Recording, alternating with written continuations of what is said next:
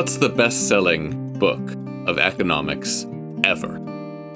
Now, if you guess that it's Karl Marx, that's not a bad one. If you guess that it's Adam Smith, that's not a bad one. But believe it or not, the best-selling book of economics ever written is one that most of us have probably never read. It's a book published in 1879 by an economist called Henry George, and the book was titled Progress and Poverty.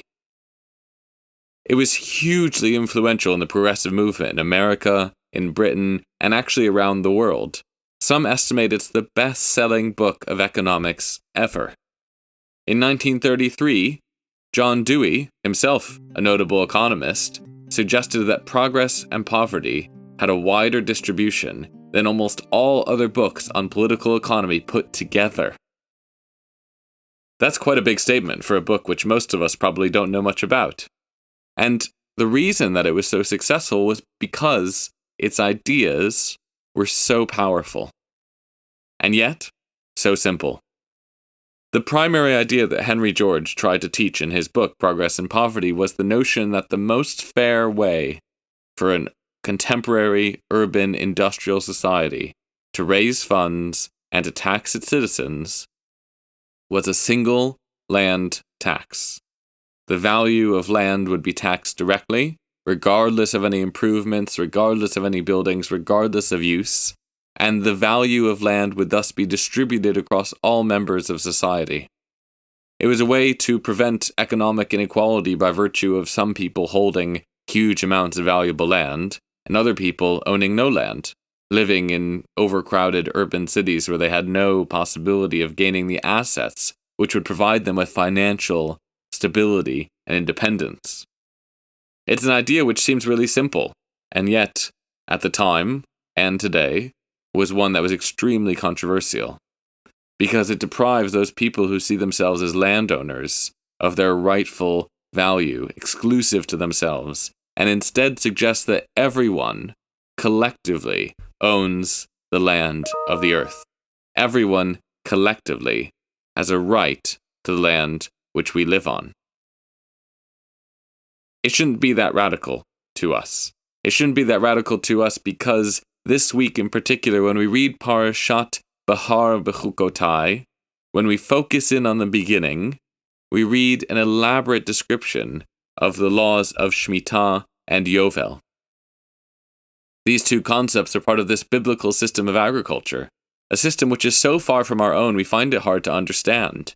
But actually it's quite straightforward. Just like there are 6 days of the week and 1 day of rest, which we call Shabbat, so too the Torah suggests that there should be 6 years of managing the land, and 1 year, the 7th year, in which we don't plant, we don't harvest, we don't reap, we simply let it lie fallow. It's good for the crops.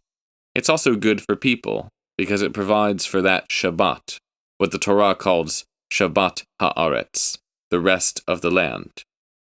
And in describing these laws in Leviticus chapter 25, which we read this Shabbat, we get not only a sense of the value of the land and the value of Sh'mittah, this system of 7 years, but also it reminds us of something which the Torah says many times but we often ignore. That is, we don't own the land. We don't own the land we work, and we don't own the land we live on. The Torah makes it very, very clear in describing Sh'mittah and describing Yovel that the reason this system exists is because we, as people, are actually more akin to leaseholders on the land. When you sell a bit of land to someone else according to the system described, you're not actually selling the land, you're selling the economic value of what that land can produce. That's really clear when it describes the fact that you need to prorate the value of the land depending on how many years are left in the cycle in order to be able to sell it. And of course, the looming feature is that Yovel, that 50th year. After 7 cycles of Sh'mittah, after 49 years of 6 and 1, the 50th year is a great Sh'mittah, a great release, in which all land returns to its original owners. It does that because what people have sold in the intervening years is not the land itself, but the rights to it. And actually, God makes this really very clear to Moses when, towards the end of chapter 25, we read in the Torah, "V'ha'aretz lo timacher litz mitut ki li ha'aretz ki gerim v'toshavim atem imadi." God says, "But the land must not be sold beyond reclaim, for the land is mine. You are but strangers, resident with me." What a powerful idea for God to use the language which we use to refer to aliens in society, gerim, strangers, to refer to us. Relative to God, we are like those foreigners who dwell amongst us. We are here temporarily inhabiting and using, but actually, what we're using is not properly ours. The Torah rejects the idea that humans can own land. And in many ways, this was controversial in the time of the Torah's writing, because many of the ancient Near Eastern societies it's commenting on encouraged the idea of land ownership, especially by royalty.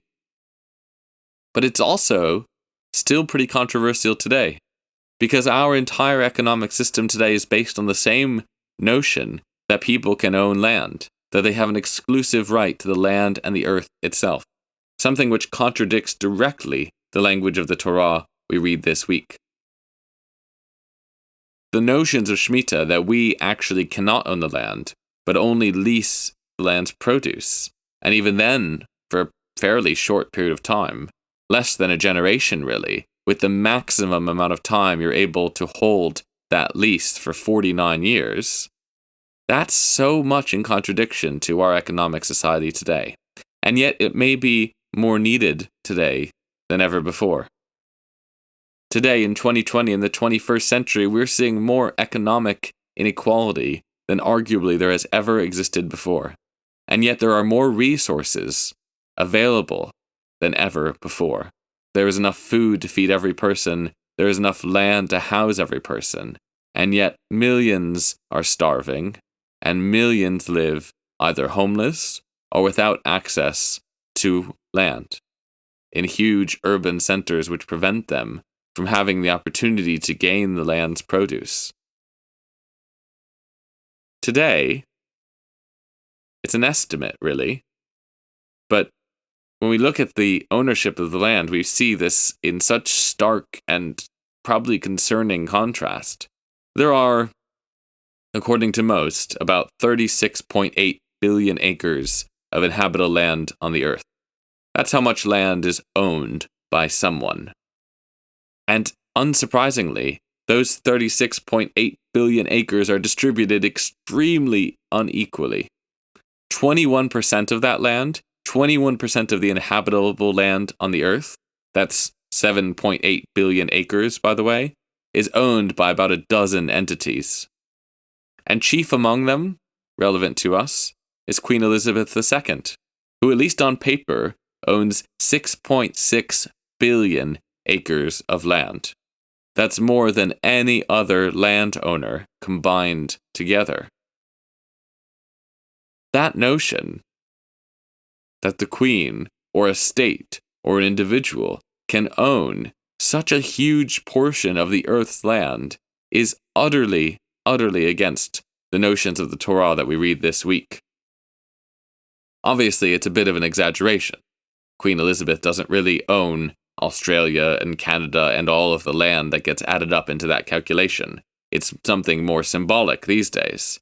But actually the point remains, because she's not the only one who have deeds and legal privileges and ownership over land which the Torah would suggest can't be owned.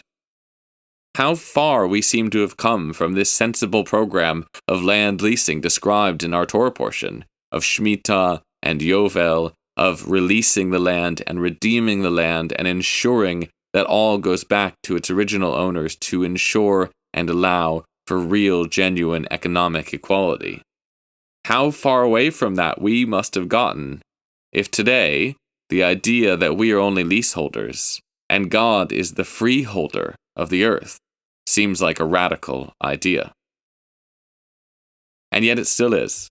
Although it's debated occasionally by some governments, although Henry George's books are still in print after 130 years, the idea of a single value land tax is still quite radical.